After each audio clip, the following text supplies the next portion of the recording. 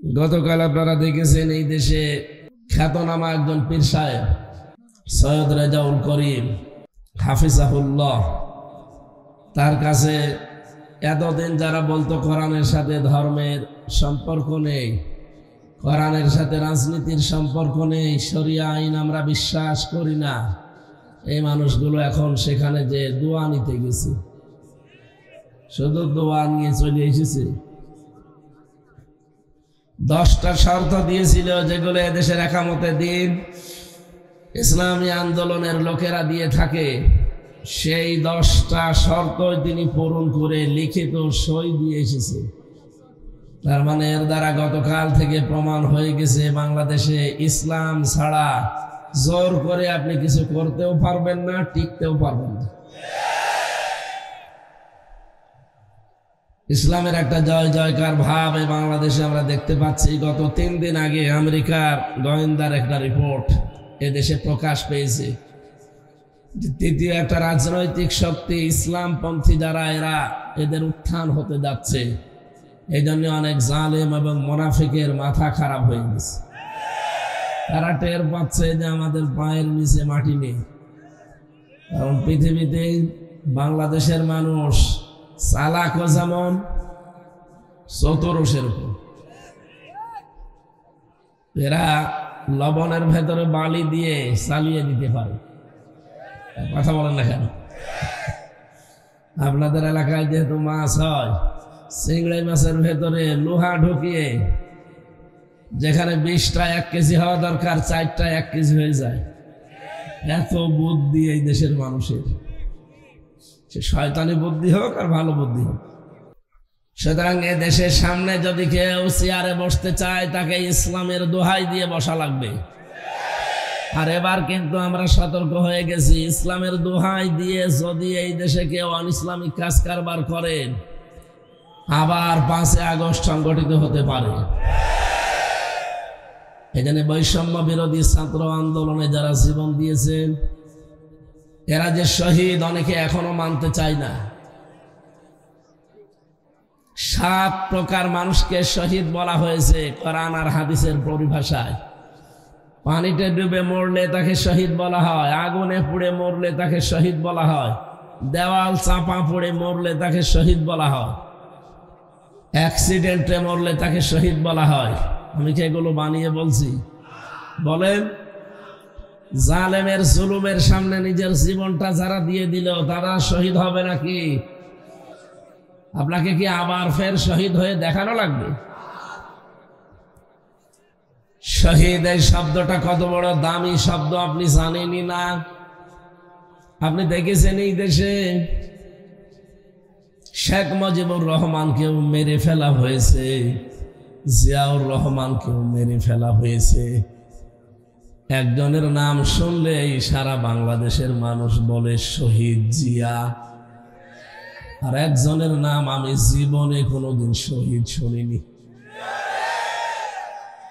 অথচ তাকেও মেরে ফেলা হয়েছে। আপনি কোনদিন শুনেছেন শহীদ বঙ্গবন্ধু শেখ মুজিবুর রহমান? এ কথা কেউ বলে কেন? জিয়াউর রহমানের নাম শুনলে মানুষ শহীদ জিয়া বলে। আমি 16 সালে হজে গিয়ে দেখেছি ওই যে জায়গাটা আরাফাতের ময়দান, এর পাশে মসজিদে নামিরা, কাবার ইমাম খুতবা দিচ্ছিলেন শহীদ জিয়াউর রহমান, এই নামটা উচ্চারণ করি। উনি আরবিতে অনেকগুলো কথা বলছিলেন, কথার পরিভাষা বাংলা অর্থ এইটা দাঁড়ায়, হে আল্লাহ শহীদ জিয়াউর রহমানকে জান্নাতের সুউচ্চ মাকাম দান করো। কোন জায়গায় দোয়া হচ্ছে আপনি টের পেয়েছেন? আরাফাতের ময়দানের পাশে মসজিদে নামিরা। আপনারা সবাই জানেন আরাফাতের ময়দানে মানুষের দোয়া আল্লাহ কবুল করে থাকেন। এটা শোনেননি কোনোদিন? যেই 10টা জায়গায় মানুষের দোয়া কবুল হয় তার ভেতরে এটা 1 নাম্বার। আমাদের আদি পিতা হযরতে আদম আলাইহিস সালাম, তার স্ত্রী হযরতে হাওয়া 350 বছর পর্যন্ত ক্রন্দন করার পর যেই ময়দানে তাদের দোয়া কবুল হয়েছিল তার নাম আরাফাতের ময়দান। কথা বলেন না কেন? নবীজি জানিয়েছেন এই ময়দানে কোনো মানুষ যদি দোয়া করে আমার আল্লাহ এটা ফেরত দিতে লজ্জাবোধ করে। এত দামি জায়গা এটা, যেহেতু 40, 45, 50 ডিগ্রি সেলসিয়াস থাকে, এত তাপমাত্রা ওই দেশে। আরাফাতের ওই ময়দানে হাজার হাজার নিম গাছ এই জিয়াউর রহমান লাগিয়েছিল। কি কথা বলে না কেন? আবার ইমাম তো আর নিম গাছ চেনে না, ওনারা সাজারাত জিয়া নাম দিয়েছে এইটার, যে জিয়া গাছ। আমি নিজেও নিম গাছের নিচে বসেছিলাম। লক্ষ লক্ষ হাজিরা তামাম দুনিয়া থেকে যারা আসে, হয়তো জিয়াউর রহমানকে চেনে না, কিন্তু সাজারাত জিয়া চেনে, জিয়া ট্রি। এই গাছের নিচে তারা যখন বসে, এত বড় কঠিন তাপের ভেতরে একটু সূর্যের আলো থেকে বাঁচার জন্যে, এ তাপ থেকে বাঁচার জন্য যদি একটু ছায়া পাওয়া যায়, এমনিতেই মন থেকে দোয়া চলে আসে। আমার মনে হয় এই জন্যে তার নামটা শুনলেই মানুষ বলে শহীদ জিয়া। শহীদ বঙ্গবন্ধু আমি শুনিনি, আপনি শুনেছেন? ওনাকেও কিন্তু মেরে ফেলা হয়েছে, কিন্তু মানুষ বলে যে ওইভাবে মারার দরকার ছিল না, আরো কারণ ছিল, অন্যভাবে মারা যেত। এতটুকু বলে যে ওইভাবে না মেরে হয়তো টুকরো টুকরো করলে ভালো হতো। মানুষ যেহেতু মুখ দিয়ে কথা বলে, কোন মানুষ যেন মুখ দিয়ে কথা কোনো দিন না বলে যে শহীদ যারা তারা মরে গেছে, এ কথা যেন না বলে। রব্বুল আলামিন বলেন, ওয়ালা তাকুলু লিমান ইউকতালু ফি সাবিলিল্লাহি আমওয়াত বাল আহইয়াউ ওয়ালাকিন লা তাশউরুন। এই কথা বলেন কেন? এদিকে তাকান। সূরা বাকারা 154 নম্বর আয়াতে আছে, রব্বুল আলামিন বলেন যারা আমার জন্য শহীদ হয় তাদেরকে মৃত বলবা না, ওরা মরে গেছে এই কথাটা বলা জায়েজ নেই, বরং তারা জিন্দা, জীবিত আমার কাছে। তোমরা টের পাও না তাই। মানুষ কথা বলে কি দিয়ে? আরো জোরে বলেন। মুখের উপরে আল্লাহর নোটিশ, এরপরে মানুষ ধারণা করতে পারে অন্তর দিয়ে। এই জন্য আল্লাহ অন্তরের উপরেও নোটিশ দিয়েছেন যে অন্তরে ধারণাও করা যাবে না। ওয়ালা তাহসাবান্নাল্লাযীনা কুতিলু ফি সাবিলিল্লাহি আমওয়াতা বাল আহইয়াউন ইনদা রাব্বিহিম ইরযাকুন। সূরা আলে ইমরান 169 নম্বর আয়াতে আছে, আল্লাহ পাক বলেন যারা আমি আল্লাহর জন্য জীবন দিয়েছে এরা মরে গেছে, জীবনে ধারণাও করবি না। আল্লাহর ভাষা দেখেছেন? মনে করছেন আপনাকে খুব সম্মান দিয়ে বলছে না, ওয়ালা তাহসাবান্নাল্লাযীনা কুতিলু, ধারণা করবি না। একজন দুইজন না, কেউ ধারণা করবি না। আমি তাফসিরে ধারণা করবা না এ শব্দটা পাই না, করবি না, তার মানে আল্লাহ রেগে গেছেন। হাজারো মানুষ হয়তো এ ধারণা করতে পারে এ আবার শহীদ হয়েছে। শহীদ কত বড় দামি সম্পদ আপনি জানেন? কোন মানুষ যদি শহীদ হয় ও মনে হয় যে পিপিলিকায় কামড় দিয়েছে, দুনিয়া থেকে বিদায় নিয়েছে। অথচ মানুষের মরণের যন্ত্রণা সম্পর্কে আমাদের কোনো আইডিয়া আছে? বিশ্বনবীর মতো মানুষ যেদিন ইন্তেকাল করবেন, হযরতে ফাতেমাতুজ জাহরা রাদিয়াল্লাহু তাআলা আনহা লক্ষ্য করে দেখলেন ঘরের দরজায় কে যেন কড়া নাড়ছে। তিনি গেলেন, দরজা খুলে দেখলেন বিশাল একটা উঁচা মানুষ দাঁড়িয়ে আছে। ভয় পেয়ে তিনি দৌড় দিয়ে আসলেন রাসূলের কাছে, ডাক দিয়ে বলে, হে রাসূল, হে আমার পিতা, এমন একজন মানুষকে দেখেছি, জীবনে এরকম মানুষ, এত উঁচা মানুষ আমি জীবনে দেখিনি। নবীজি ভাঙা ভাঙা কণ্ঠে বললেন, ফাতেমা যে এসেছে তোমাকে এতিম বানানোর জন্যে। তুমি চিনতে পারো না এই লোকটাকে? পৃথিবীর কোন মানুষ না, ফেরেশতা আজরাইল। আসতে বলো। তিনি আসলেন, সামনেই ছিলেন হযরতে জিবরাইল আলাইহিস সালাম। তিনি ডাক দিয়ে বললেন, হে রাসূল, জীবনে বহুবার আপনার কাছে এসেছি, আজকে একটা নতুন ফেরেশতা আমার সাথে আমি নিয়ে এসেছি। এই ফেরেশতা আজ পর্যন্ত কারো কাছে কোনো অনুমতি চাওয়া দূরের কথা, ওর প্রয়োজন হয়নি, কিন্তু আজকে এসেছে আপনার কাছে অনুমতি নেওয়ার জন্যে। কি অনুমতি চাই? যে আপনাকে নিয়ে যেতে চাই। নবীজি বললেন, আমি যেতে চাই, আমার উম্মতের কি হবে? বিশ্ব নবীকে অভয় দেওয়া হয়েছে, রাসূল আপনি যদি থাকতে চান আপনি থাকতে পারবেন। নবীজি সঙ্গে সঙ্গেই বলেছিলেন যে কতদিন? যতদিন আপনি চান। এরপরে কি হবে? মরা লাগবে। কুল্লু নাফসিন যায়িকাতুল মাউত, এই শব্দটা আল্লাহ নাযিল করে জানিয়েছেন কেউ বাঁচতে পারবে না। জীবন আল্লাহ যাকে দিয়েছে, মরণ তার হবে। এই শব্দটা নিয়ে কোনো মানুষ যদি একটু ভালোভাবে চিন্তা ভাবনা করে, গভীর ভাবে মনোযোগ দেয় যে আমার মরা লাগবে, ওর জীবনটা পাল্টাতে আর কিছু লাগবে না। আপনি ভালো মানুষ বসে আছেন, গতকালকে আমার এক দাদা মারা গেছে, ভালো মানুষ ঘুমিয়েছে, ঘুম থেকে আর ওঠে নাই, ওই শেষ। আমি ভাবছিলাম আমি যদি এভাবে ঘুমিয়ে যেতাম আর যদি না উঠতাম, কাউকে কিছু বলারও সময় পেতাম না। সকালবেলা সবাই মাইকিং ঘোষণা দিত যে হামজা মারা গেছে। দুনিয়ায় কত কিছু বলার ছিল, কত মানুষকে কিছু বলারও সময় দিল না।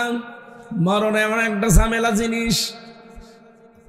কিন্তু নবীজিকে আল্লাহ বললেন, হ্যাঁ আপনি থাকতে পারবেন। ফেরেশতা বলে থাকতে পারবেন, কিন্তু যতদিন ইচ্ছা ততদিন, তারপরে মরা লাগবে। নবীজি বললেন, মরায় যখন লাগবে তখন আর দেরি করার দরকার নেই, আমারে নিয়ে চলো। হযরতে আজরাইল জানটা কবজ করার জন্য শুধু হাতটা রেখেছিলেন নবীজির বুকের উপরে। নবীজি সঙ্গে সঙ্গে বললেন, ফেরেশতা হাত নামাও। কি রাখলে? ফেরেশতা বলে, হে রাসূল আমি জানি আল্লাহর পরে আপনার স্থান। আমি খুব আসানে সতর্কতার সহিত শুধু আমার হাতটা আমি রেখেছি, তাও খুব আস্তে করে, এখনো পুরাটা ভর আমি দেয়নি, শুধু রেখে দিয়েছি। নবীজি বললেন, আজরাইল এটা যদি তোমার হাত রাখা হয় তাহলে তোমার কষ্ট কোনটা? তুমি শুধু হাত এখনো ভর দাওনি, শুধু রেখে দিলে, মনে হচ্ছে উহুদ পাহাড় আমার বুকের উপরে চাপিয়ে দিয়েছ।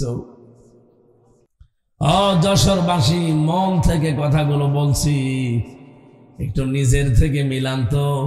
এত বড় দামি মানুষের যদি এই কষ্ট হয়, তাহলে আমরা তো মানুষের ভেতরেই পড়ি না। কথা বলে না কেন? আমাদেরকে মানুষ বলা হয় শুধু উপরে এই চিহ্ন দেখে, ভেতরে কত প্রসূত জমা হয়ে আছে। আরে ভাই, হিংসা তো মানুষের ভেতরে থাকার কথা না, হিংসা থাকার কথা পশুর ভেতরে। আপনি দুইটা কুকুরকে খাবার দেবেন, একটাকে যা দিয়েছেন ও মরণ পর্যন্ত খেলেও আমার মনে হয় শেষ হবে না, এরপরও দেখবেন পাশেরটায় হামলা দেয়। কথা বলছে না কেন? হিংসা তো আমাদের ভেতরে থাকার কথা না, এটা তো পশুর স্বভাব। মানুষের এই চেহারা শুধু থাকলে আপনি মানুষ বলে পরিগণিত হবেন না, বিষয়টা এমন না। এই জন্য যেটা বলতে চাই, এত বড় দামি মানুষকে তো আজরাইল হুকুম নিয়ে এসে যদি জান কবজে, এত কষ্ট তার কাছে মনে হয়। নবীজি আমার মতো এত দুর্বল ছিলেন না। বিশ্ব নবী বলেন 100 হামজার শক্তি আল্লাহ আমার শরীরে দিয়েছিলেন। মানে আমার মতো 100 জন মানুষের শক্তি এক জায়গায় করলে যা হয়, নবীজিকে আল্লাহ একাই ঠাই দিয়েছিলেন। সেই মানুষটা যদি একটা হাতের ভর, তাও ভর দেয়নি, শুধু রেখেছে হালকা, এটাই যদি সহ্য করতে সে না পারে, আমি আপনি কোন ধান্দায় আছি? ধারণা কোনোদিন যেন আপনার না আসে যারা শহীদ হয় এ মানুষগুলোর মরণের কথা শুনলেন যে পিপিলিকা কামড় দিলে যতটুকু যন্ত্রণা অতটুকুতেই তার জীবনটা শেষ হয়ে যায়, সে আর টের পায় না। তার মানে শহীদের মরণ নবীজির ইন্তেকালের, নবীজির মরণের চাইতেও অনেক কম। হ্যাঁ, কথা বলতে পারেন আপনি কি বুঝেছেন কি বলতে চাই? সুতরাং শহীদের শব্দটা কিন্তু আল্লাহ যাকে তাকে দেয় না। আলিয়ালামাল্লাহুল্লাযীনা আমানু ওয়া ইয়াত্তাখিযা মিনকুম শুহাদা। সূরা আলে ইমরান 140 নম্বর আয়াতের মাঝের অংশে আছে, জেনে রাখো যাদের ঈমান এবং আমল কাজ কারবার আমি আল্লাহর পছন্দ হয়, এই মানুষগুলোকে আমি আল্লাহ এমনিতেই মরণ দেই না। এদের সাধারণভাবে মরণ দিলে তো শেষ হয়ে যেত না, এই মানুষগুলোকে আমি শাহাদতের মরণ দিয়ে ধন্য করি। আজকের মাওলানা আব্দুস সামাদ একটা আলেম মানুষ, এখনই যদি মারা যায়, যদি ঈমান নিয়ে মারা যেতে পারে, কবরে দিয়ে দেবেন, ঘুমিয়ে পড়বে, কিয়ামত পর্যন্ত ঘুমাবে।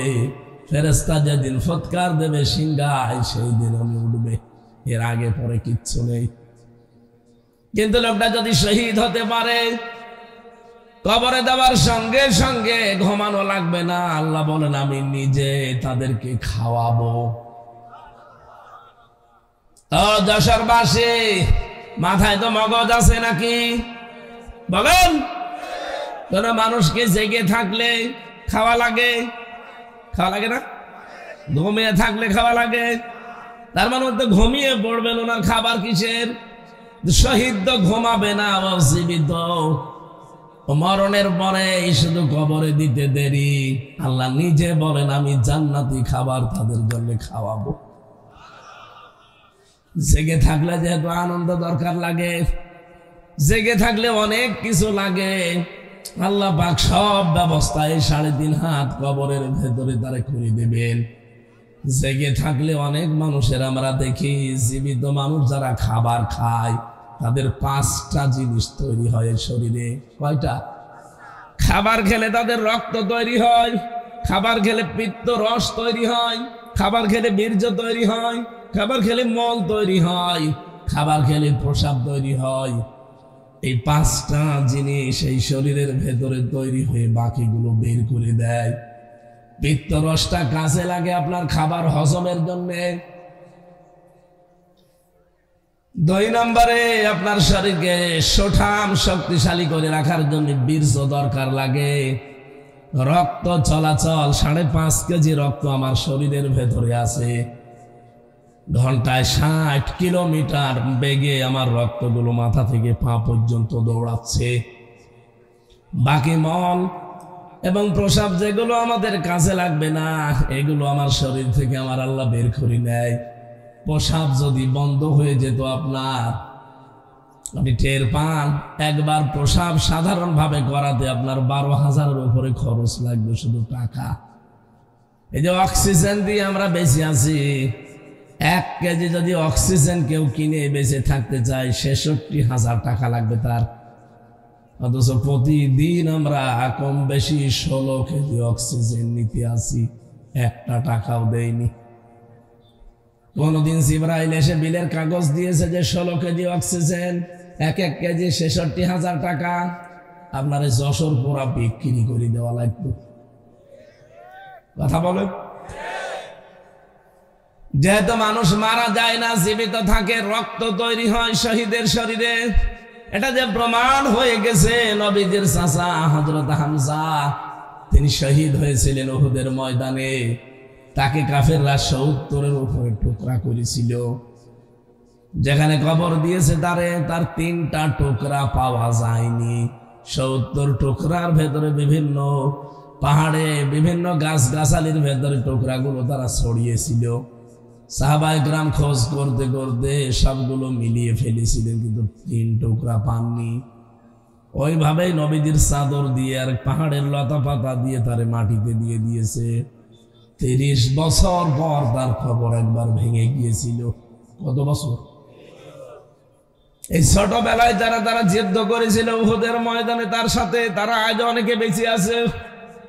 রক্ত অনুসন্ধান করতে করতে গিয়ে দেখে 30 বছর আগে নবীজির চাচা হযরত হামজা যাকে শহীদ করা হয়েছিল, তার ওই যে জায়গা কাটাগুলো, ওই কাটা জায়গা দিয়ে এখনো ফিনকি দিয়ে তাজা রক্ত বের হচ্ছে।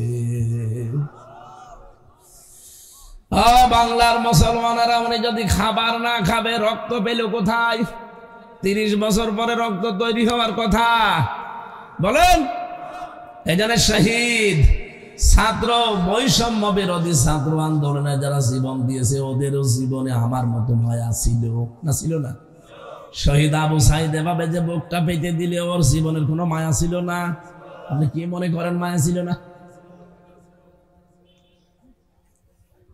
আপনি তো ট্রাকের চাকা বাস্ট হলে অজ্ঞান হয়ে যান, আর সে নিজে জীবন হাতে নিয়ে বলছেন অত সহজ। যেহেতু মানুষকে ইনজেকশন দিয়ে শহীদ আল্লামা দেলাওয়ার হোসাইন সাইদি তাকে মেরে ফেলা হয়েছে, এই জন্য তিনিও শহীদ। সারাটা জীবন তিনি দেখবেন দোয়া করতেন, আল্লাহুম্মা ইন্নী আসআলুকা শাহাদাতান ফি সাবিলিক। হে আল্লাহ, আমি তোমার কাছে চাই আমাকে যদি মরণ দাও সাধারণ মরণ দিও না, শহীদের মরণ দিও। ওনার সাথী যারা ছিল সবগুলো তো সরাসরি ফাঁসির দড়ি পেয়ে শাহাদতের মর্যাদা পেয়ে গেছেন। আমি গতকালকে দেখলাম শহীদ আব্দুল কাদের মোল্লা, তার একটা চিঠি, তার স্ত্রী যাকে পিয়ারি বলে ডাকতেন আদর করে, এই মেয়েটা দেখতে গেছে তার স্বামীকে মাগরিবের পর পরে, যে দেখে চা খাচ্ছে বসে, জিজ্ঞাসা করছে কি গো এই অবেলায় চা খাও? বছর রোজা রেখেছিলাম, এখন চা খাওয়ার পর আমি একটু খাবার খাবো। শুনলাম যে রাত 10টা একে নাকি আমার ফাঁসি দেওয়া হবে। আমার কাছে সংবাদ চলে এসেছে, এই জন্যে নাকি তোমরা শেষ দেখা করতে এসেছো। ছেলে মেয়ে যেগুলো আছে সন্তানাদি, এগুলো আল্লাহর রাস্তায় টিকিয়ে রাখবা।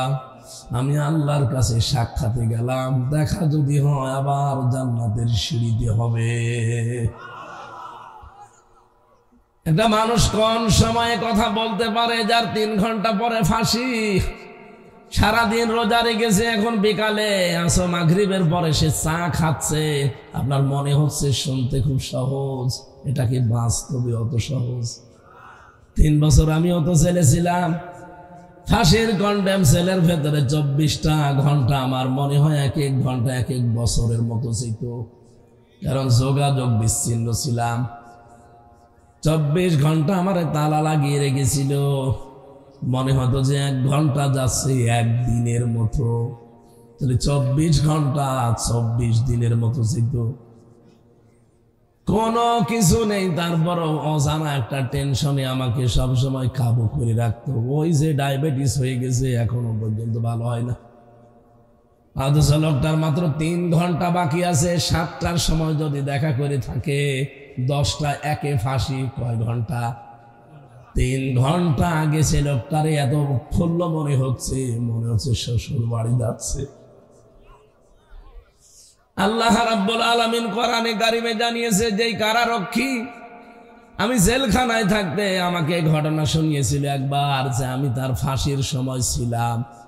এ লোকটার 3টা ঘন্টা বাকি আছে, কিন্তু শরীরের ভেতরে, চেহারার ভেতরে কোনো ছাপ নেই, একেবারে নিশ্চিন্তায় বসে আছে।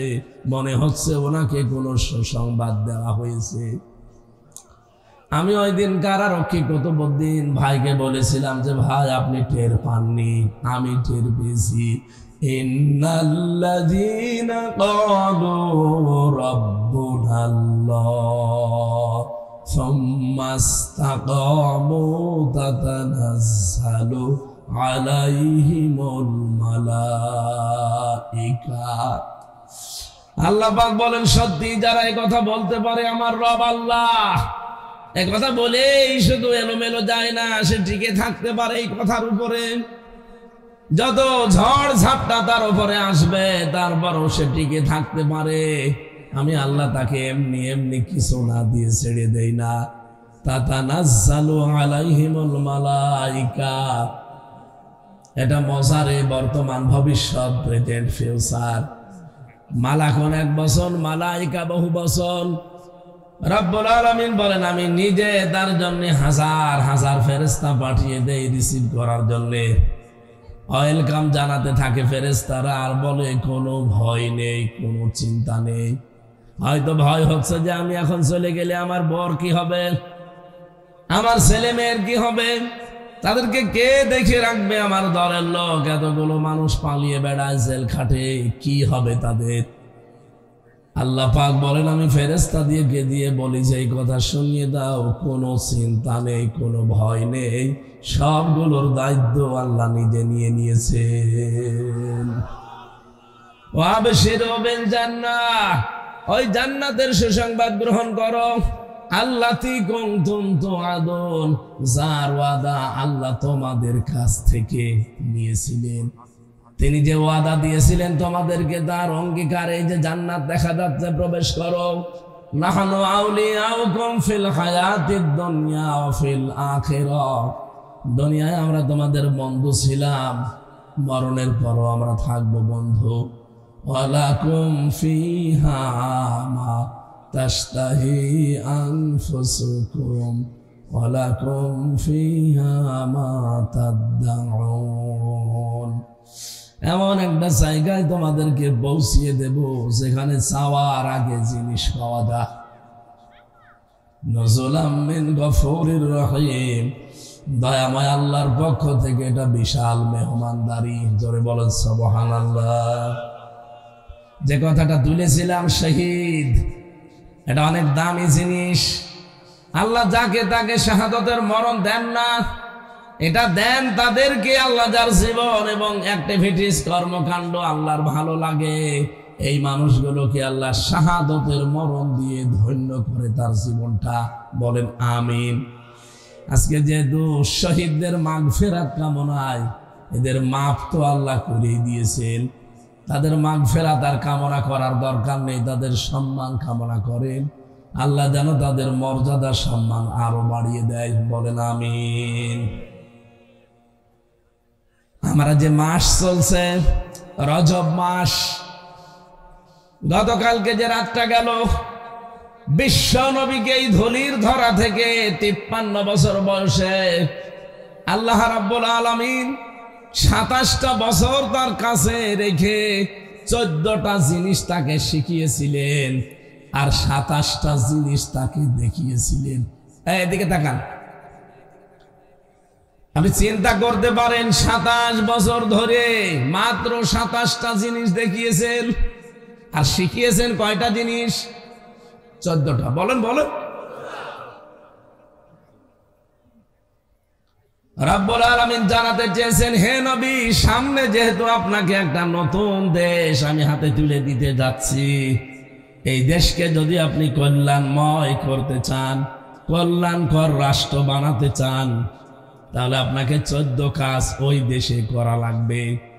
আমাদের দেশটাও যেহেতু এখন একটা নতুন দেশ, নতুন সরকার চালাচ্ছে, কথা বলছেন এখন, এরাও যদি এই দেশকে কল্যাণময় রাষ্ট্র বানাতে চায়, গ্যারান্টি দিয়ে বলতে পারি সূরা বনি ইসরাইলের এই 23 থেকে 38 এই 16টা আয়াতের 14টা কাজ এখানে দেওয়া আছে।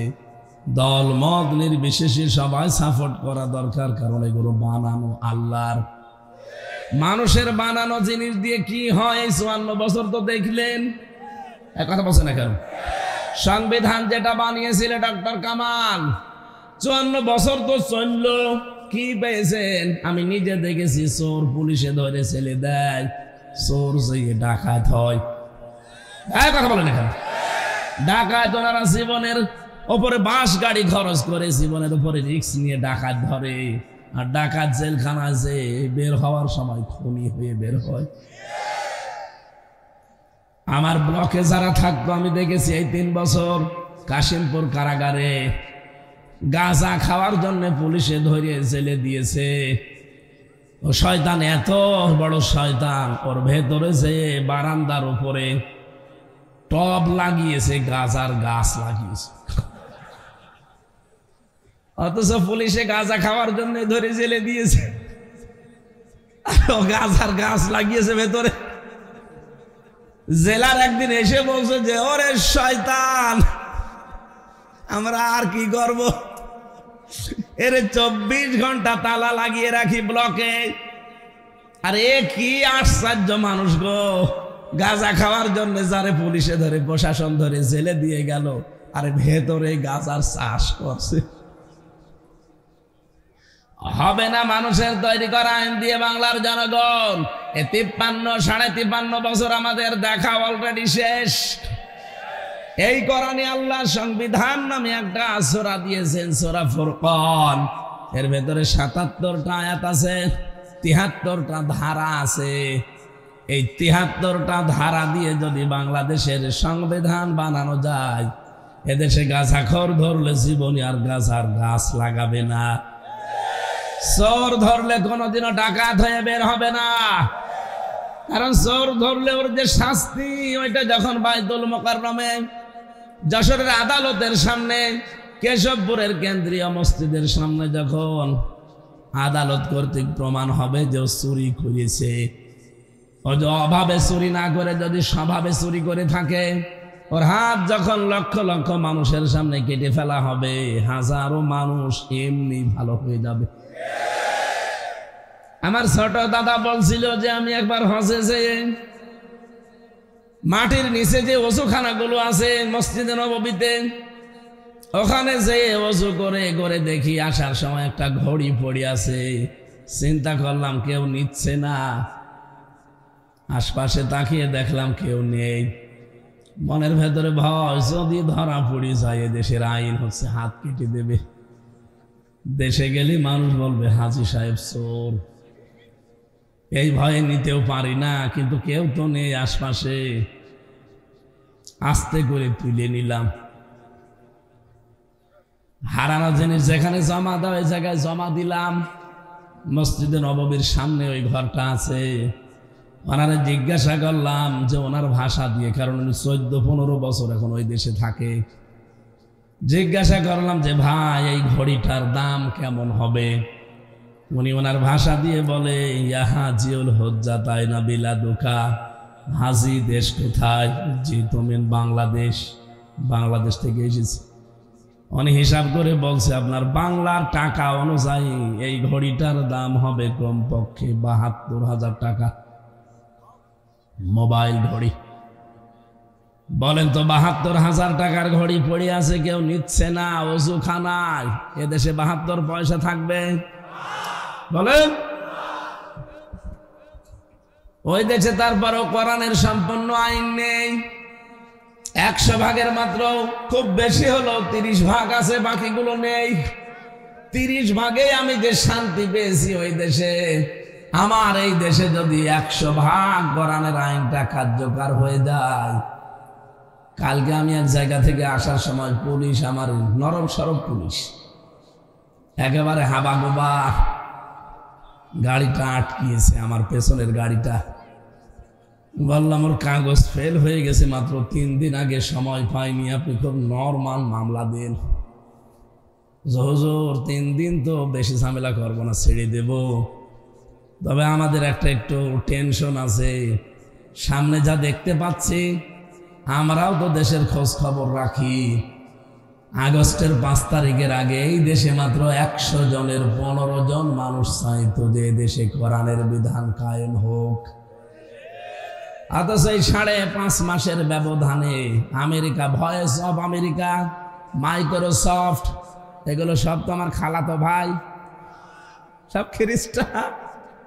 এরা রেপোর্ট দিচ্ছে এই দেশে এখন 100 জনের প্রায় 58 জন চাচ্ছে যে ইসলামে দেশে কায়েম হোক।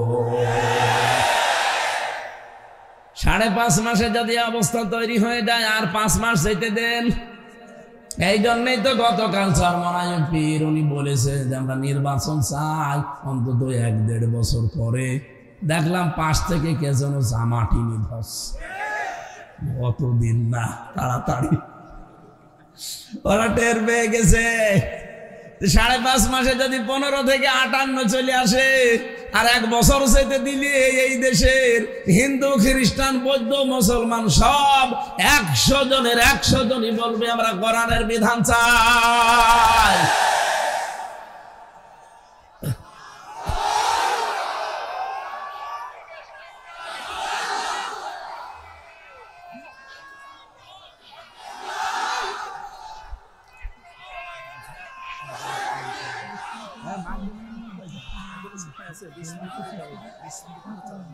ও লাঙ্গে মনে হয় 6:30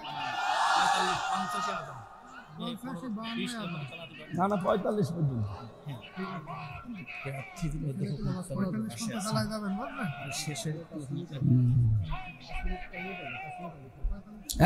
দাঁড়িয়েছেন কেন? বসেন। আমি যে গুরুত্বপূর্ণ বিষয়টা তুলতে চেয়েছিলাম, আমি তোমার ঘড়ি নষ্ট হয়ে গেছে নাকি কি সমস্যা? আমি মনে করছি বোধ হয় 4:30 বাজে, শয়তান দেখি 5:30 বেজে গেছে। ঘুরে আসবে তো কাটাটা আসলে আমি তো ওই হিসাবে চালাচ্ছিলাম। কি বলতে হয় বলুন তো? যাক, বাদ দিয়ে দিলাম সব। আমরা তেলাওয়াতকৃত আয়াত যেটা পড়েছিলাম, ওয়ালা তাকফু মা লাইসা লাকা বিহি ইলমুন, যে বিষয়ে জ্ঞান নেই এ বিষয়ে মুখ খুলবা না, এই আদেশ কার? বলেন বলেন। কেন দিয়েছেন? কারণ কিয়ামতের ওই কঠিন ময়দানে আপনার অন্তর, আপনার কান, আপনার এই মুখ যেটা দিয়ে কথা বলেন, ইন্নাস সামআ ওয়াল বাসারা ওয়াল ফুআদা, আপনার এই চোখ, আপনার এই মুখ, আপনার অন্তর, কিয়ামতে প্রতিটি জিনিস কিন্তু পঙ্খানো ভাবে জিজ্ঞাসিত হবে। কি কি করেছেন সব এই 3টাকে আল্লাহ জিজ্ঞাসা করবে, একেবারে সঠিক উত্তরেরা দিয়ে দেবে। কারণ আপনাকে আল্লাহ কথা বলতে দেবে না। আল ইয়াউমা নাখতিমু আলা আফওয়াহিহিম ওয়া তুকাল্লিমুনা আইদিহিম ওয়া তাশহাদু আরজুলুহুম বিমা কানু ইয়াকসিবুন। রাব্বুল আলামিন বলেন, কিয়ামতের দিন তোর মুখটা যখন শিলায় লাগিয়ে দেব, হাত বলবে আল্লাহ এই করেছিল। যশোরবাসী, এখানে মাত্র 20,000 মানুষ মনে করেন। এই জায়গায় যদি আমার মুখটা আল্লাহ এখনই বন্ধ করে দিয়ে আমার হাতের কথা চালু করে দেয়, আর সারাদিন অন্তত হাত দিয়ে যা করেছি এগুলো শুনতে আমার কান মেনে নেবে না। আমার পা দিয়ে অন্তত কোনো খারাপ কাজে আজকে সকাল থেকে আমি যাইনি, তারপরেও যতটুকু যা করেছি, পা যদি এখন কথা বলা আরম্ভ করে যে অমুক অমুক জায়গায় গিয়েছিলে, অমুক অমুক জায়গায় যাওয়ার নিয়ত ছিল, আমার মান সম্মান থাকবে। কিয়ামতের দিন আল্লাহ বলেন, মানুষের মুখ যখন বন্ধ হয়ে যাবে, ওর শরীরের ভেতরে আমি আল্লাহ ওর অপরাধগুলো ফুটিয়ে তুলব। আপনি যদি ডাকাতি করে থাকেন, চুরি করে থাকেন, ঘুষ খেয়ে থাকেন, সুদ খেয়ে থাকেন, এই শব্দটা আপনার এই কপালের উপরে আল্লাহ লিখে দেবে। এত মোটা অক্ষরে লিখবে, এই যে ঘড়ি দেখতে পান জলে লেবে এরকম মোটা অক্ষরে লেখা থাকবে যে আপনি চোর, আপনি ঘুষখোর, আপনি সুদখোর, আপনি জেনাকারী। এগুলো যখন ফুটিয়ে তুলবে, কিয়ামতে কোটি কোটি মানুষ থাকবে, আপনার কি মনে হয় কি পাবেন? লজ্জা আপনি বলেন। এজন্য হিসাব নিকাশ করে আমাদের কথা বলা দরকার। যে কোনো কথা বলার আগে অন্তত 3 বার চিন্তা করা দরকার। আল্লাহ কিন্তু এই কথাটা শুনতেছে, ফেরেশতারা লিখতেছে, আর কিয়ামতে এই কথার উপরে আমার আবার হিসাব হবে। এক কথা বলে না কেন? এমনিতে আপনার জীবন পাল্টিয়ে যাবে। যে 27টা জিনিস নবীকে আল্লাহ দেখালেন, তার প্রথম নম্বরে আল্লাহ তাকে দেখিয়েছিলেন পুলসিরাত। কি দেখিয়েছেন? বলেন বলেন। সর্বপ্রথম আল্লাহ তাকে পুলসিরাত দেখালেন। আমরা অনেকেই সারা জীবন নাম শুনি পুলসিরাত, কি এটা কোনোদিন কল্পনাও নিয়ে আসতে পারেন না, আপনার আসবেও না। 30,000 বছরের রাস্তা, উঠতে 10 বছর, সোজা 10 বছর, নামতে 10 বছর। তাও এরকম ব্রিজ চওড়া হলে তো হয়, চিকন হবে চুলের মতো, আর ধার হবে হীরার মতো। কোরআনে কারীম জানিয়েছে, ওয়া ইম মিনকুম ইল্লা ওয়ারিদুহা কানা আলা রাব্বিকা হাতমান মাকদিয়্যা সুম্মা নুনাজ্জিল্লাযীনা তাকাও ওয়া নাযারুজ জালিমিনা ফিহা জিসিয়া নামের উপরে সেট করেছি।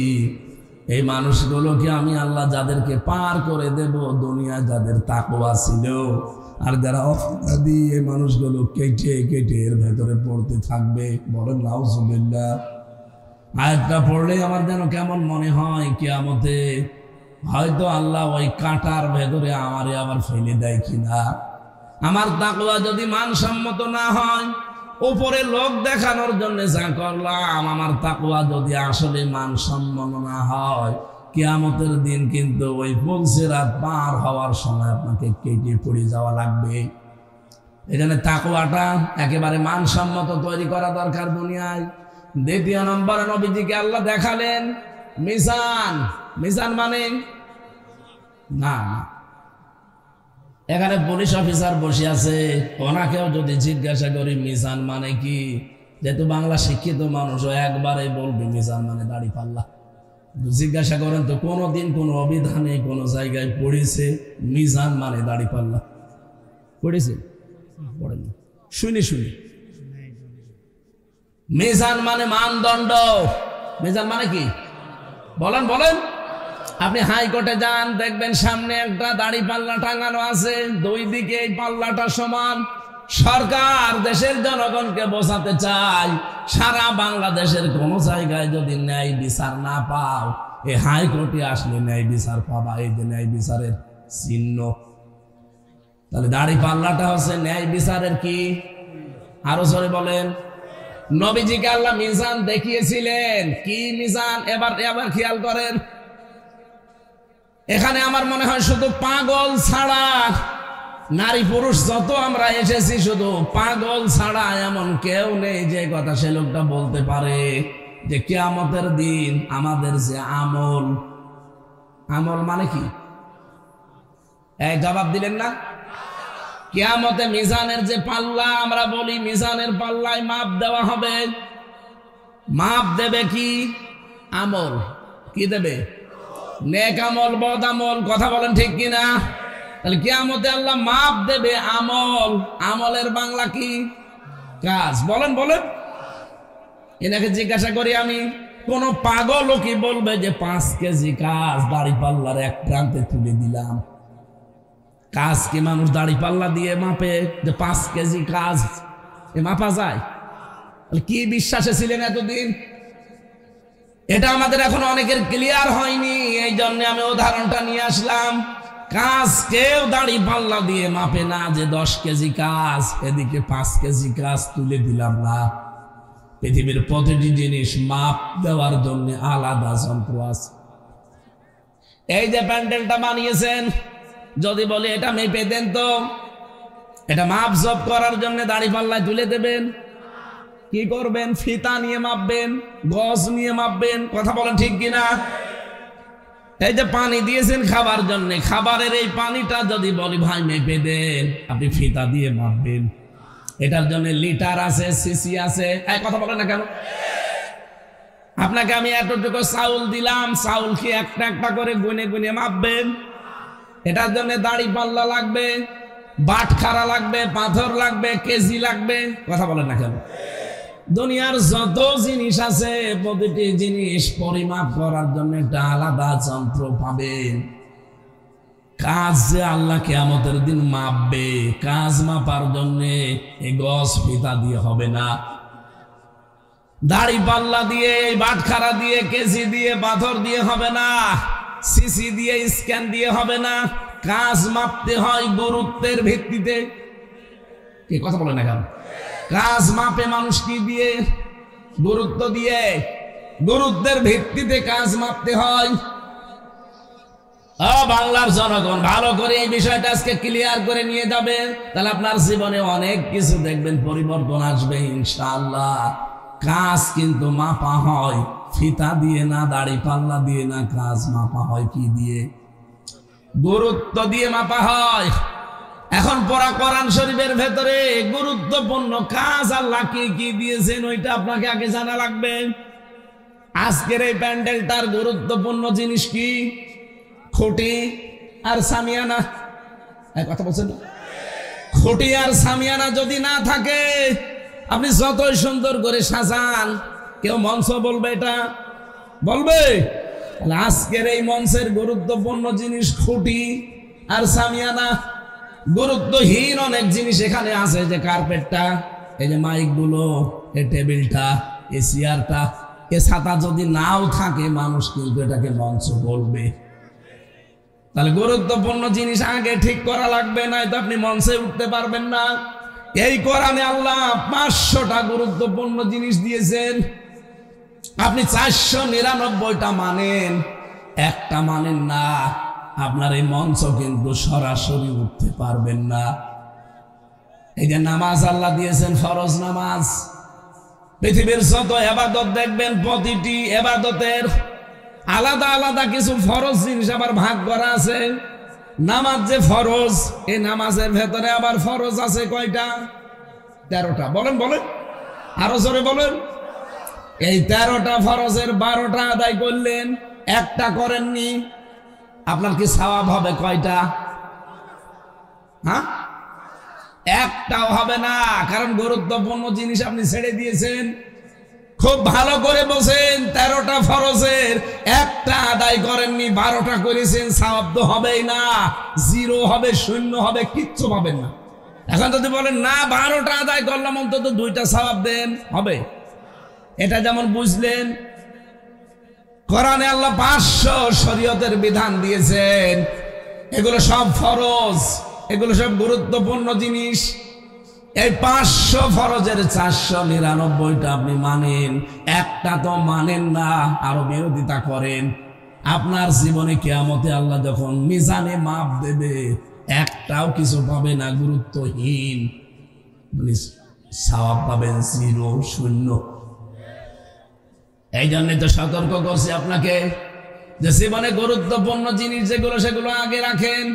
নামাজ পড়তে গেলে যেমন ফরজ আগে রাখা লাগে 13টা, এরপরে ওয়াজিব 14টা, এরপরে নামাজ ভাঙার কারণ 19টা, এরপরে সুন্নত 12টা, এরপরে মুস্তাহাব 17টা, এভাবে সব আলাদা আলাদা ভাগ আছে।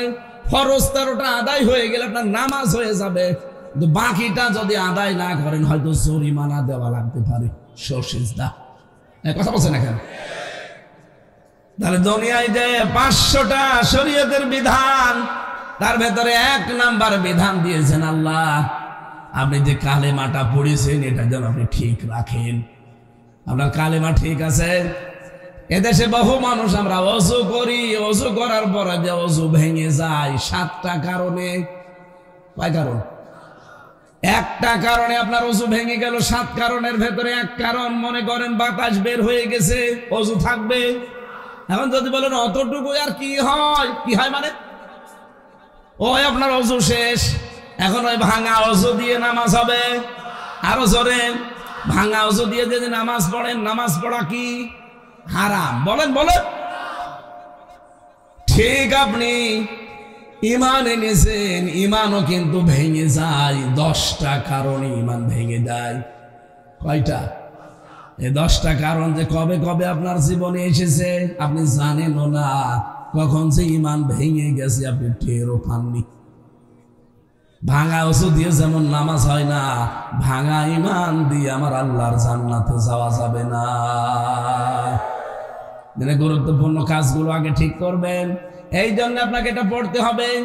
500 যে শরীয়তের বিধান, এই দেশে আমরা দেখি অনেকে কেউ 100টা মানে, কেউ 150, কেউ 200, কেউ 300, কেউ 400, কেউ 499টায় মানছে, কিন্তু একটা মানতে চাই না, আরো বিরোধিতা করে। 12টা ফরজ আদায় করে একটা না করলে যেমন কিছুই পাবেন না, 499টা আদায় করেও একটা না করলে কিছুই পাবেন না। মিজানের পাল্লা আল্লাহ নবীকে আল্লাহ এইটা দেখিয়েছিলেন যে মিজানের ন্যায় এবং মানদণ্ড হিসাবে তোমাকে গুরুত্বের ভিত্তিতে মাপ দেওয়া হবে। দুনিয়ায় গুরুত্বপূর্ণ কাজ যেগুলো আপনারা কিন্তু জানেন, দুনিয়ায় যত গুরুত্বপূর্ণ কাজ তার 1 নম্বরে ঈমান। নাম কি? ঈমানের পরে এই লোকটা কাজ করবে নামাজ। এই গত রাত গেল, এই রাতে আমার আল্লাহ বিশ্ব নবীকে নিয়ে 50 ওয়াক্ত নামাজ দিয়েছিলেন। মুসা নবীকে বারবার দেখা হতে হতে শেষে 5 ওয়াক্ত নেমে এসেছে। নবীজি বলেন 5 ওয়াক্ত নামাজও যদি নির্ধারিত সময়ে হক আদায় করে আপনার উম্মতেরা পড়তে পারে, প্রতিদিন তাদেরকে 50 ওয়াক্ত নামাজের সওয়াব আল্লাহ দিয়ে দেবেন। আমার ভাইরা, আমি আবার বলছি, গুরুত্বপূর্ণ কাজ জীবনে 500টা গুরুত্বের দিক থেকে বিবেচনা করে কাজগুলো আপনি করবেন। দুনিয়ায় গুরুত্বহীন এখানে মাইক, গুরুত্বহীন এখানে টেবিল, এগুলো না থাকলেও হয়, কিন্তু আমরা এইগুলো নিয়ে আগে ব্যস্ত। আসল যে সামিয়ানা আর খুঁটি দরকার এটার খবর নেই। আশা করি আপনি বুঝে ফেলেছেন। এই দেশে এখন গুরুত্বপূর্ণ কাজ হচ্ছে আল্লাহর দিন কায়েম করা। দিন কায়েম হলে ঘুষ থাকবে না, দিন কায়েম থাকলে চাঁদাবাজি থাকবে না, দিন কায়েম হলে সুদ খেতে পারবেন না, দিন কায়েম হলে এই যে মেয়েদের বিয়ে দেওয়া যায় না যৌতুকের কারণে, যৌতুক থাকবে না। কত মানুষ আজ মেয়েদেরকে ভয় দেখায় যে ইসলাম আসলে আপনারা ঘরবন্দি হয়ে যাবেন, বিভিন্ন ঝামেলায় পড়বেন। আরে ভাই, ইসলাম যদি আসে এই বাংলাদেশে সব চাইতে নিরাপদে থাকবে মেয়েরা। অনেকে আবার প্রশ্ন করে, হুজুর ইসলাম যদি এসে যায়, একটু ডাইল মাইল খাই, একটু বিড়ি খায়, আকিস বিড়ি, এইটার কি হবে? হবে, খেতে পারবেন কি পারবেন না? পারবে।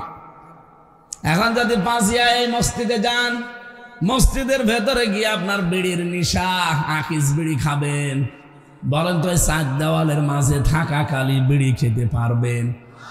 বলেন কেন? ওই পরিবেশটা এরকম। খেতে চাইলে আপনাকে বাইরে যাওয়া লাগবে, কথা বলেন ঠিক কিনা?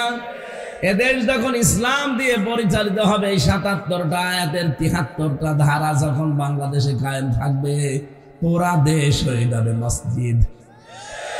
56,000 বর্গ মাইলের এরিয়া হয়ে যাবে মসজিদের মতো। আপনার মন চাইলেও আপনি খেতে পারবেন না, ওই পরিবেশই তৈরি হয়ে যাবে। জোরে বলেন আল্লাহু আকবার। নবীজিকে এরকম একটা একটা করে 27টা জিনিস দেখিয়েছেন, আর আসার সময় 14টা জিনিস শিখিয়েছেন, যে এইগুলো যে আপনি অ্যাপ্লাই করবেন উম্মতের ভেতরে। আমরা আজকে আর না, আগামীতে আবার কোনো জায়গায় আসলে দেখা যাবে ইনশাল্লাহ। সম্মানিত ভাইরা, মেয়েদের বহু মেয়ে লোক এসেছে বাইরে। আমি জেলখানায় বসে দাম্পত্য জীবন, মেয়েদের যে সমস্যা এবং সমাধান, এটা নিয়ে বই লিখেছিলাম। ওই যে গাড়ির সামনে দেখা যাচ্ছে, মেয়ের জন্যে, নিজের স্ত্রীর জন্য যাওয়ার সময় নিয়ে যাবেন। সম্মানিত মা বোনেরা, আপনার ছেলেকে অথবা আপনার স্বামীকে পাঠিয়ে দেন যেন নিয়ে যায়। ছেলেদের জন্য একটা আছে, মেয়েদের জন্য একটা আছে। ওইটা পড়লে অন্তত 120 পৃষ্ঠা, তো পুরাটা পড়লে আমার অনেক আলোচনা করে চলে আসবে। আজকের মতো আমরা শেষ করছি, এখন যেহেতু আজান হবে আর 3 মিনিট আছে। আমাদের আজকের মাহফিলের প্রধান অতিথি অধ্যাপক মোহাম্মদ মোক্তার আলী, এই আসনের নমিনি, বাংলাদেশ জামাত ইসলামের পক্ষ থেকে। আল্লাহ রাব্বুল আলামিন তাকে মঞ্জিলে মকসদে যেন পৌঁছিয়ে দেন, এই কোরআনে কারীম যেন বুকে নিয়ে তিনি সংসদে যেতে পারে, বলেন আমিন। উনি হয়তো এখন একটু দেন, আল্লাহুম্মা আমিন। লা ইলাহা ইল্লা আনতা সুবহানাক ইন্নী কুনতু মিনাজ জালিমিন। আল্লাহ তাআলা, কেশবপুর পাঁচিয়া এ বিশাল ময়দানে তোমার বান্দারা জান্নাতের বাগান সাজিয়েছে, যে আশা নিয়ে তারা আয়োজন করেছে। আল্লাহ, আমার শরীর মারাত্মক অসুস্থ, আমি কথা বলতেও পারছি না। এত কষ্ট করে হলেও এসে চেষ্টা করেছি কিছু হক কথা বলার জন্যে। তোমার বান্দা বান্দিদের কথাগুলো বোঝার এবং আমল করার তৌফিক দাও। সওয়াবগুলো তুমি নবীজির রওজায় পৌঁছিয়ে দাও। এ মাহফিলের প্রধান অতিথি অধ্যাপক মোক্তার আলী, আল্লাহ তোমার বান্দাকে কোরআনে কারীম বুকে নিয়ে যেন বাংলার সংসদে যেতে পারে, সেই ব্যবস্থা কবুল করে নাও। আমরা যারা অসুস্থ আছি, আমাদেরকে শেফায়ে কামেলা আজলা দান করো। এ মাহফিলের বরেণ্য সদস্য যারা, আমার সাইদ ভাই থেকে শুরু করে যত যুবক এই মাহফিলের জন্য শ্রম দিয়েছে, রব্বুল আলামিন প্রতিটি যুবককে ওমরের মতো বানিয়ে দাও। মা বোনদেরকে তুমি খাদিজার মতো, আয়েশার মতো তৈরি করে দাও। মেহেরবানি করে এলাকায় যত কবর আছে, কবরগুলোকে জান্নাত বানাও। প্রশাসনের যে ভাইরা এসেছে, আল্লাহ তারা যে দায়িত্ব পালন করে, ইবাদত হিসাবে মঞ্জুর করো। রব্বুল আলামিন, এলাকায় তোমার এক বান্দা আবুল কালাম আজাদ কোরআনের জন্য আমাকে ভালোবাসে, মেহেরবানি করে তোমার এই আবুল কালামকে কবুল করো। বারাকাল্লাহু লানা ওয়া লাকুম ফিল কোরআনিল আযীম। আমি তোমার কাছে আমার শরীর এবং কণ্ঠটা ভিক্ষা চাই। মুক্ত জীবনে যখন ফিরিয়েই দিয়েছো, মেহেরবানি করে আমার শরীরটা আর কণ্ঠটা ফিরিয়ে দাও। আলহামদুলিল্লাহি রাব্বিল আলামিন। মরণ আসলেই যেন বলতে পারি লা ইলাহা ইল্লাল্লাহু মুহাম্মাদুর রাসূলুল্লাহ।